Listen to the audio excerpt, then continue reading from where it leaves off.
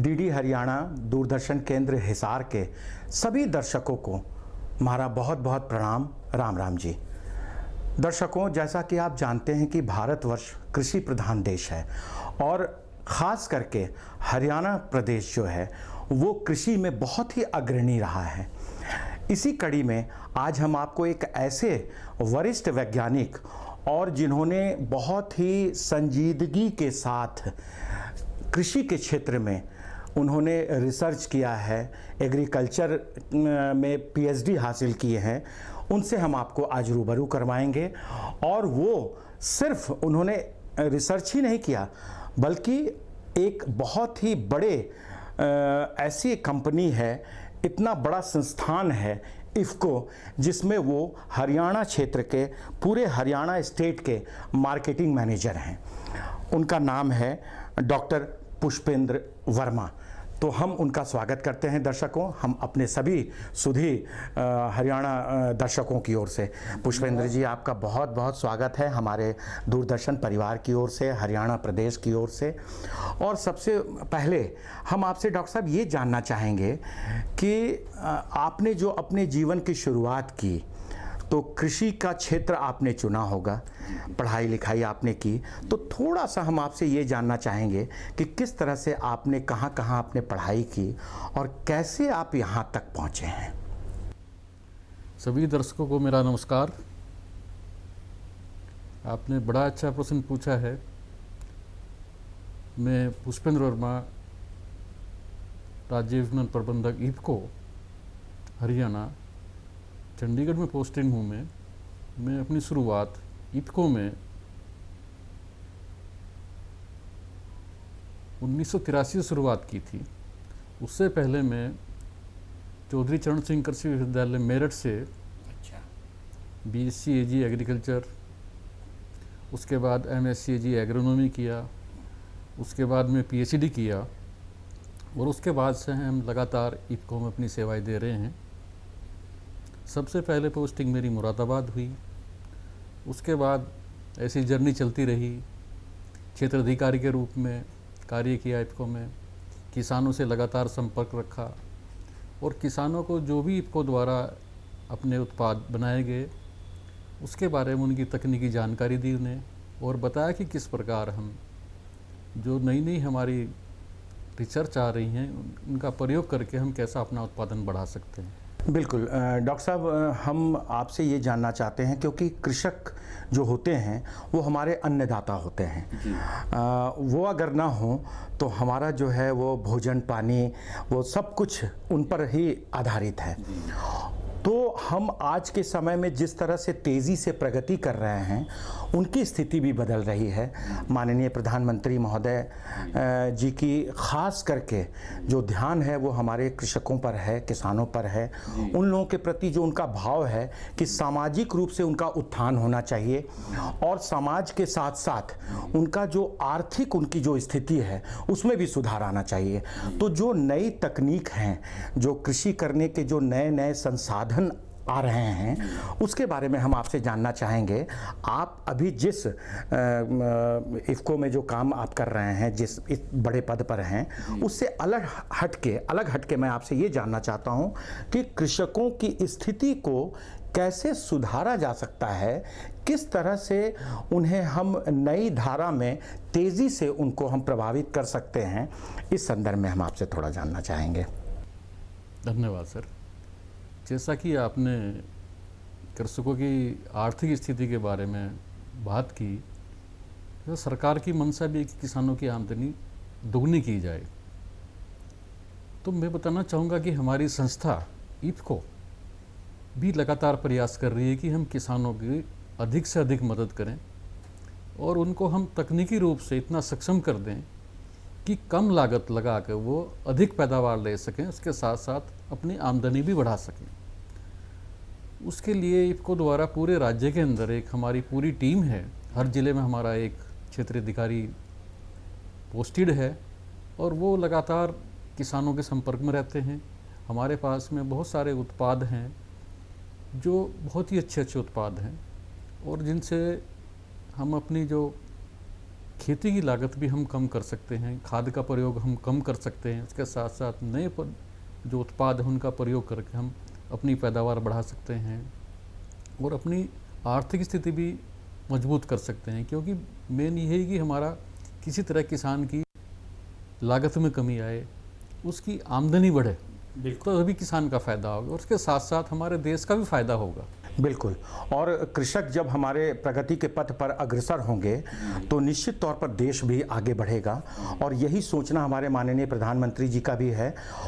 अच्छा डॉक्टर साहब, हम आपसे ये जानना चाहते हैं कि आपने रिसर्च किया और आप एक अपने इस संस्थान से आप जुड़ गए, क्या आपके ज़हन में कभी ऐसा नहीं आया कि हम संस्थान से नहीं जुड़कर भी हम कृषकों की कुछ मदद कर सकते हैं, नई तकनीकी के बारे में उन्हें हम अलग से जाके फील्ड में बता सकते हैं?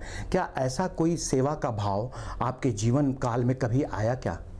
लगातार हम तो किसानों की सेवा में लगे रहते हैं और हम सर्विस के साथ साथ भी बहुत सारे कार्य ऐसे करते रहते हैं, क्योंकि हम भी कृषक परिवार से आते हैं और कृषकों की जो स्थिति है हम उसे अच्छी प्रकार समझते हैं। ये भी मैं बताना चाहूँगा कि इफ़को जो किसानों की सहकारी संस्था है, किसानों के लिए लगातार जो है बहुत सारे कृषि विकास कार्यक्रम आयोजित करती रहती है।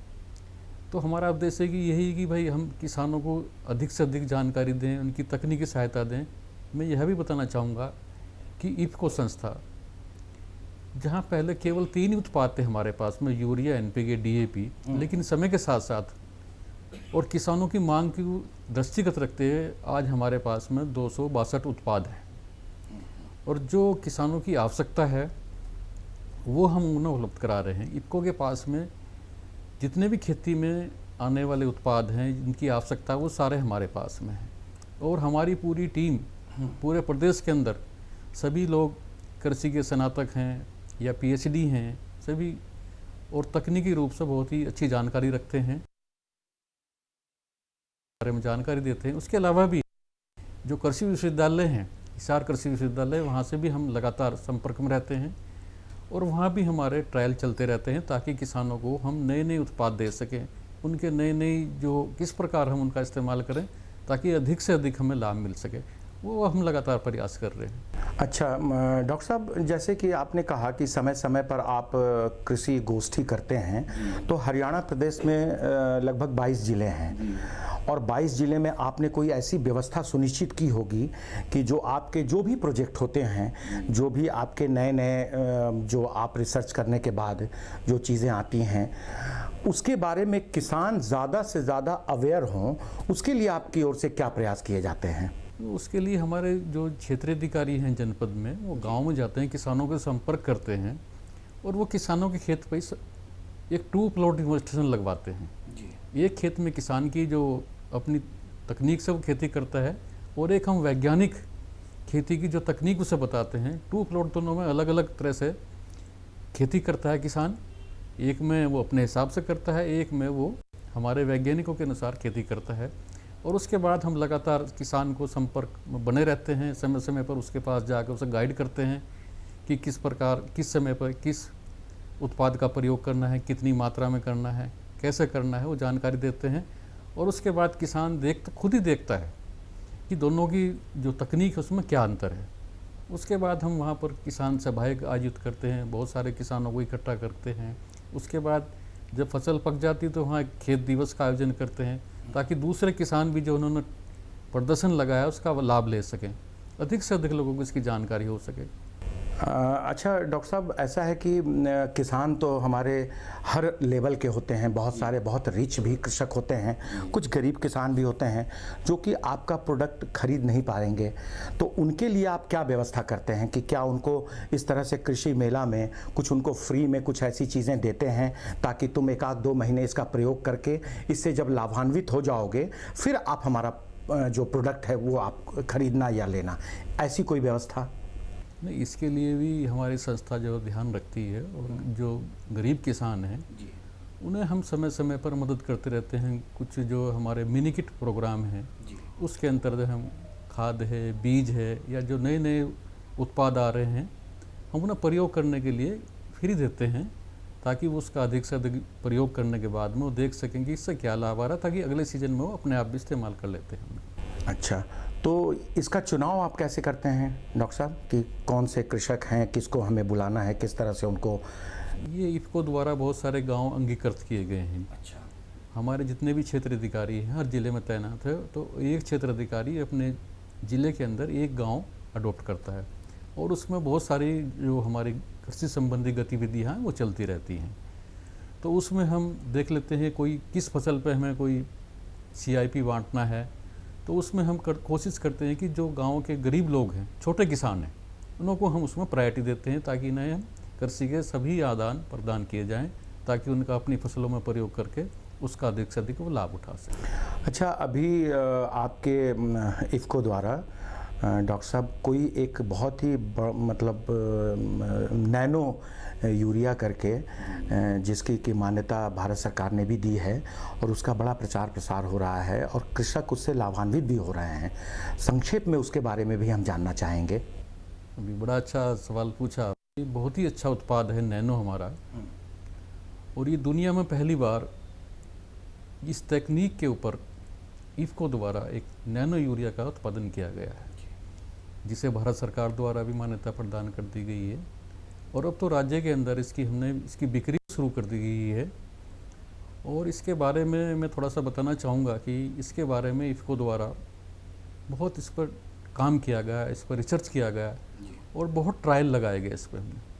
हमने 11,000 किसानों के यहाँ इसके ट्रायल लगाए, 94 फसलों पर ट्रायल लगाए। पूरे देश के अंदर कोई कोना ऐसा नहीं बचा जहाँ हमारा ट्रायल नहीं था, कोई फसल ऐसी नहीं बची जहाँ हमारा कोई ट्रायल नहीं था। इसके अंदर ICR के जो बहुत सारे फार्म थे वहाँ पर हमने ट्रायल लगाए, यूनिवर्सिटीज़ में जो कृषि विश्वविद्यालय वहाँ पर हमने ट्रायल लगाए, कृषि विज्ञान केंद्रों पर हमने ट्रायल लगाए, किसानों के अंदर ट्रायल लगाए। तो वहाँ से इसकी जो सफलता मिली और लोगों का फीडबैक मिला कि बहुत ही अच्छा इसका रेस्पॉन्स मिला, उसके आधार पर हमने इसकी सिफारिश की और सरकार द्वारा इसे मान्यता प्रदान कर दी गई है। अब किसानों को बिक्री के लिए उपलब्ध करा दिया गया है। इसके बारे में हम ये जानना चाहते हैं डॉक्टर साहब कि जैसे ये जो यूरिया आपने निकाला है, ये क्या हर फसल पर इसका उपयोग किया जा सकता है? जी, इसका हम सभी फसलों पर प्रयोग कर सकते हैं। इसके लिए हमारा जो नाइट्रोजन है मेन रूप से जी, तो नाइट्रोजन को या तो हम यूरिया से प्रयोग कर सकते हैं या उसका ये दूसरा रूप है नैनो यूरिया जी, यानी कि एक जो बोरा यूरिया का है उसे हमने 500 ml की जो बोतल नैनो यूरिया की है उसमें उसके बराबर जो है नाइट्रोजन मिलती है उससे जी। और ये बहुत ही अच्छा है, इसके बहुत लाभ हैं। जो प्रॉपर यूरिया है हमारा उसके मुकाबले अगर इसका हम प्रयोग करते हैं तो इसके बहुत लाभ मिलते हैं। सबसे पहले तो ये कि हमारी जो भूमि की उपजाऊ शक्ति है उसे बढ़ाता है जी। और भूमि पर जितना भी हमारी उत्पादन क्षमता है उस सभी में वृद्धि करता है। साथ ही साथ जो फसलें हैं हमारी उनका भी उत्पादन बढ़ाता है, उनके गुणों में वृद्धि करता है। साथ साथ ये वातावरण को जो हमारे प्रदूषण से मुक्त कराता है, क्योंकि इसमें हम खड़ी फसलों के अंदर स्प्रे के माध्यम से उन्हें देते हैं। जो दूसरा हमारा यूरिया था उसे हम जमीन के माध्यम से देते, तो इसका हमारा बहुत सा पर्यावरण पर भी विपरीत प्रभाव पड़ता था यूरिया का।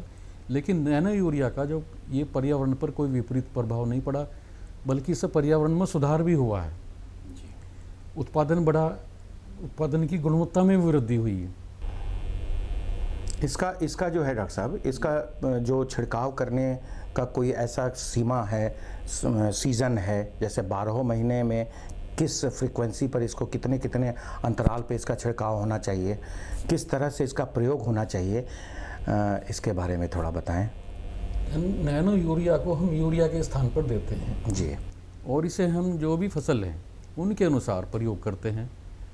इसमें पूरे साल हम जो भी फसल कोई आ रही है उसके अनुसार हम इसकी दे सकते हैं, अप्लाई कर सकते हैं। और इसमें ध्यान ये रखना चाहिए कि इसमें जो इसकी प्रयोग करने की मात्रा है ये प्रति एकड़ हमने 500 ml की जो हमारी एक नैनो की बोतल है वो पर्याप्त है, और उसे 2 बार में स्प्रे करना चाहिए। और उसमें पानी की मात्रा एक नैनो के लिए यानी हम 2 से 4 ml नैनो का प्रयोग करते हैं लीटर पानी में, और 125 लीटर पानी 1 एकड़ के लिए पर्याप्त है। 2 बार में हमें करना चाहिए। पहला स्प्रे हमें 25 से 30 दिन के बाद करना चाहिए, उसके बाद दूसरा हमें उसके 20-25 दिन बाद दूसरा स्प्रे कर देना चाहिए। डॉक्टर साहब, हमें लगता है कि आपकी जो मेहनत, आपकी सोच, आप भी एक कृषक परिवार से हैं और इतने बड़े ओहदे पर आप बैठे हैं, और किस तरह से कृषकों की उत्पादन क्षमता बढ़नी चाहिए, किस तरह से उनको कम लागत में ज़्यादा से ज़्यादा मुनाफा उनको होना चाहिए, इस बारे में आपकी संस्था और आपकी जो सोच है उसको हम नमन करते हैं, प्रणाम करते हैं और आभार प्रकट करते हैं कि देश ने जो इस यूरिया को, जो वैज्ञानिकों का मैं आभार प्रकट करता हूं, देश का मैं आभार प्रकट करता हूं, आप सभी लोगों का आभार प्रकट करता हूं जिसने इस तरह का यूरिया अपने किसान भाइयों के लिए उसका उत्पादन किया है। उसके लिए मैं आप सभी लोगों को धन्यवाद देता हूं और हमें पूर्ण विश्वास है कि भारत सरकार की ओर से इसकी जो मान्यता मिली है, इससे पर्यावरण भी दूषित होने से बचेगा और उत्पादन क्षमता भी बढ़ेगी और हमारे कृषक बंधु भी काफ़ी खुशहाल होंगे।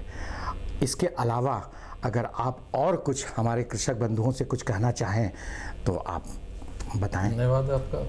हम तो किसान भाइयों से यही अपील करेंगे कि अपनी भूमि की मिट्टी की जांच जरूर करा लें आप, ताकि आपको अपनी जो खेत की उत्पादन क्षमता है उसकी सही जानकारी हो सके और उसके अनुसार ही आप संतुलित मात्रा में उर्वरकों का प्रयोग करें।